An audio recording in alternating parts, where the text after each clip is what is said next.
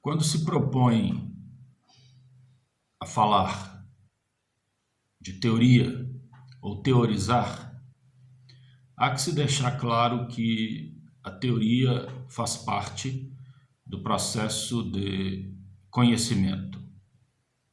É uma tecnologia de conhecimento elaborar teorias. E toda teoria serve a uma prática. Da mesma forma que toda prática pede, reclama uma teoria. Uma teoria que não serve a uma prática é vazia, praticamente desnecessária. Da mesma forma que uma prática sem teoria, ela se desgoverna, ela se perde em sua metodologia. Portanto, teorizar compreende uma prática acerca do conhecimento. E o conhecimento, ele é fasiológico e começa na intuição, ou seja, na internalização, na percepção do intelecto do objeto ou da coisa que se quer conhecer. Depois da intuição, há a racionalização. E depois da racionalização se forma juízo. E depois do juízo se estabelece proposições. As proposições é que vão racionalizar os juízos compreendidos. Significa então que todo conhecimento é proposicional. Ele se converte em proposições. E as proposições servem, portanto, à análise do objeto que foi internalizado, racionalizado e submetido a um juízo. Há que se deixar compreendido também que dentro do intelecto que se formam conceitos e nas proposições, mediante palavras, que se estabelece definições. Quando se estabelece definições, a primeira discussão envolve sobre a questão da verdade. A verdade, ela é uma característica da linguagem. Ela não é algo em si mesma, ela é algo que propõe uma característica da linguagem, e isso nos leva a compreender, portanto, que ao se fazer proposições, não se consegue falar da coisa ou do objeto em si mesmo. O objeto ou a coisa em si mesmo, evidentemente, permanecem nele. Aquilo que a linguagem carrega do objeto ou da coisa são proposições.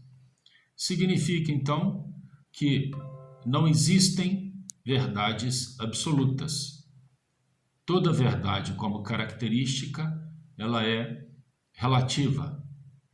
E na medida em que a verdade ela é relativa, ela se posiciona mediante um sistema de crenças. Toda verdade depende de um sistema de crenças. Uma das formas de se estabelecer um sistema de crença, na verdade, é escolhendo signos. Signo é a palavra. A palavra é o menor signo do discurso. Quando se escolhe signos com pouca dubiez, com pouca capacidade de gerar dúvidas, tanto mais isso ocorre, mais se constrói um sistema de crenças em torno das proposições e elas vão se firmando como verdadeiras. Palavras com alta capacidade de dúvida, de dupla interpretação dentro da proposição, vão quebrando-lhe o sistema de crenças, tal qual ocorre no sistema de análise do senso comum. O senso comum tem dificuldade em relação ao sistema de crenças em virtude das palavras dúbias, que geram dúvida e não se firmam, portanto, em um sistema de crenças. Quando se constrói uma teoria em padrões científicos, os signos utilizados se mantêm dentro de uma baixa taxa de dúvida e, consequentemente, se fortalecem dentro do sistema de crenças. Tanto mais formalismo vai se dando a uma proposição, tanto mais se vai construindo em favor dela o sistema de crenças. A metodologia da linguagem científica obedece a um padrão de rigor para que ela receba um sistema de crenças. E aí se construa nela a característica de valor da verdade. Por outro lado, também se pode construir um sistema de crenças em relação às pessoas em seu padrão de comportamento. Quando alguém é sempre apto a ajudar pessoas, mas também exige que seja ajudado quando precisa, isso se estabelece em torno dela um sistema de crenças próprio. E ela vai adquirindo para si um sistema tal que se protege em relação a possíveis dilemas da linguagem. E aqui cabe, então, depois desse esclarecimento, uma abordagem sobre o dilema do prisioneiro. O famoso dilema do prisioneiro, que foi observado por John Nash nas questões que envolvem a teoria dos jogos da linguagem. Ora, em se considerando que dois presos estão em celas separadas, incomunicáveis, por roubo, por exemplo, cuja pena é de 4 a 10. Os agentes abordam o primeiro separadamente e propõem a ele a delação em desfavor do outro, deixando claro que, em função dessa delação, ele vai embora. Caso ele permaneça em silêncio, eles, os agentes, têm condição de mantê-lo preso por pelo menos 1 ano.